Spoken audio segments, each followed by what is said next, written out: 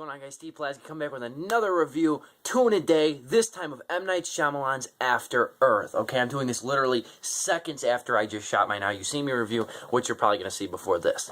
Anyway, After Earth, okay? I saw this right directly after I saw Now You See Me. It's the first time I saw 2 movies back-to-back with, like, very little time, okay? I got out of Now You See Me, I went to the bathroom, then I went into After Earth, so it was like a very quick, period of time.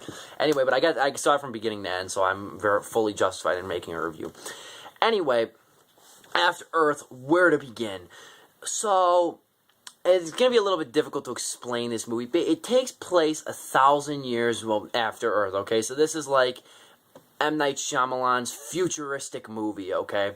So it's about Jaden Smith and Will Smith, okay? They're father and son, and like they are in real life, and they travel to Earth, which is now a condemned hellhole, okay? It's like littered with garbage, and it's a very dangerous place, okay? There's a lot of wild beasts and everything on there, and they're trying to recover a beacon, okay? Now, what does this beacon do? I don't know. So it's supposed to really like help them or something. Okay, this is one of those science fiction movies too, where it's so much easier to watch it than to like and try and analyze it. And I'm not saying that from a perspective of just like I didn't pay any attention, but it's not like hard to understand. But it's one of those things where it's like, I know what I want to see. Okay, I'm not wholly concerned about the inner workings. I'm not here to debunk the plot. I just want to know about them. You know what I mean? The characters and everything. So they crash land and on Earth, and then Jaden Smith must navigate through like this hellhole that's inhabited through, since his father Will Smith broke both of his legs. Jaden Smith is like a younger warrior, and he's trying to really impress his father and show him all that he can do. So he has to navigate, try and find that beacon, and he has to try and avoid not getting his ass eaten by a bunch of wildebeests that lie around the whole terrain. So where to begin with this movie? Honestly, it's directed by M. Night Shyamalan, okay? So let's get this out of the way. And a lot of people probably don't even know it's directed by M. Night Shyamalan. You want to know why? Because you weren't told in the trailers. Ever since Signs came out, I believe right after Signs, like when he did The Village, Lady in the Water, Happening, all those other movies, Last Airbender, they advertised him right on the poster and said directed by M. Night Shyamalan, okay? Now I think studios are realizing that, hey, this guy is kind of a joke in the industry, okay? So I don't think we should not advertise him. And you know what? I knew before After Earth even had a trailer, I knew that M. Night Shyamalan was coming out with a movie called After Earth, okay? So I read between the headlines, okay? I knew what was coming. And even I heard an audible surprise from some people, though. They're like, when it said at the end, directed by M. Night Shyamalan, people were like, oh my god, he directed this? People didn't know because you're not told right out in the trailer. Now, with Shyamalan, though, I don't have too much to say about him. I haven't seen a lot of his movies, to be very honest with you. I saw 2. I saw Signs and The Sixth Sense. Sixth Sense, from what I remember, is pretty good. Signs is a wretched movie, okay?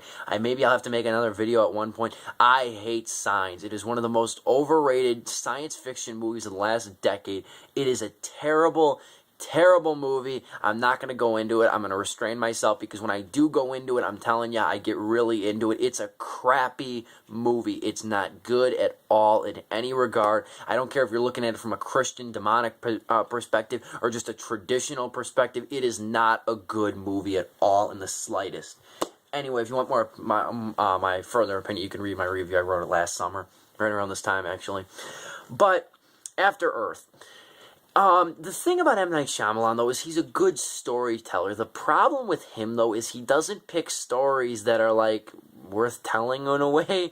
Like, After Earth, it's a really boring movie. I'm not gonna lie. It's a very boring, kind of dry, dull film. There's not a whole lot that happens that's very exciting. The story kind of just moves along at a very somewhat inert pace.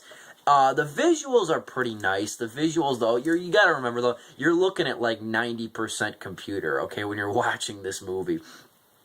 And probably the biggest complaint, besides the fact that it's so dull and dry and boring and it doesn't really have much to do or say, the irritating thing about this movie that I saw at least is that, like, Jaden Smith is not that great of an actor, okay? He really is not. At this point in time, he's not. I saw him in the other movie he did with Will Smith, his father, Pursuit of Happiness. That was pretty good, okay? That wasn't too bad of a movie. People dismiss it as, like, capitalist propaganda, which I cannot understand for the life of me. But I never saw The Karate Kid by that he did with Jackie Chan. I didn't see that one. But Jaden Smith, though, I think he kind of bit off more than he can chew, him and his father in this movie, because he is forced to carry a lion's weight of this movie, and granted, he has to act in front of probably a green screen, and a lot of those animals obviously don't really exist, so he's kind of acting with something that isn't there, and that's a tough thing to do, okay? While I'm kind of talking about how I wasn't a big fan of him, I don't know if I could act with something that's not there. I don't know if a lot of people could. I was brought back to the thought of Life of Pi, okay? Sufras Sharma, when he when they did that movie Life of Pi, that movie is better in the sense that, like, it's got better acting with stuff that really isn't there. Not only that, but it's also a better movie about a kid in peril, okay? It's a better movie about a kid trying to fight for his life in a hazardous area. That is a great movie. When we're talking about movies with kids in danger, but it's still an exciting movie, Life of Pi is a perfect example, whereas After Earth is kind of just a bore all around, okay? And the characters have no development to them. They're barely expanded behind the point of father and son. The writing is just very slow. The scenes that I like the most, though, however, I'm going to be kind of contradicting. The scenes I like the most are the ones that have no dialogue in them. There are, like, surprisingly decent-sized stretches of this movie that go without dialogue. I would say there's one scene, about 8 minutes, without any dialogue of Jaden Smith just, like, rummaging through the woods. That is a great scene, okay? Another great scene is when he climbs on, like, this edge of this cliff, which is like this tree trunk that protrudes out like a significant amount, like probably 10 feet or so. And he looks over, and there's waterfalls beneath him, and there's just like a huge misty fog, and there's like just, you can see all the treetops and everything. That is a gorgeous scene, okay? But the movie can't get by totally on gorgeousness. It has to have a better story. And unfortunately, this one doesn't. It's, again, one of those science fiction movies that I say focuses on the part of the story that nobody is really that interested in hearing, I think. Like, I would much rather hear about, like, how Earth began to become, or how Earth got to become this really uninhabitable, or hellhole of a home, okay? You know, Earth going from now, where it's there's the most life in the whole galaxy, as far as we know, to, like, this planet that's just dead, you know what I mean, because of, like, pollution and everything. I would have rather seen a survivalist tale taking place during that time, rather than a survivalist tale after about two guys going back to Earth, crash landing in a ship, and then having the father have both broken legs while his son goes out and rummages and screws around trying to find a beacon, okay? That would have been a much more interesting story to tell. After Earth, out of 4 stars, I'm going to give it 2. And it's got, you know what, I think, I've noticed this too with M. Night Shyamalan. If anything, he makes movies that are a lot like, half independent movies, half art movies, half, like, very blockbuster, almost Spielberg kind of stories, okay? Like, stories that are very kind of slow. But the problem is, though, he chooses stories, again, that aren't really that interesting. And there's stories, too, that they're not that interesting. And when they're told very slowly, that's not that interesting to watch. I'm going to give it 2 stars, though. Next week, like I said in my last video, I haven't decided what I'm seeing yet. I'm looking to see The Purge, though. That's the one I'm definitely going to see. I might see The Internship, but I don't know yet.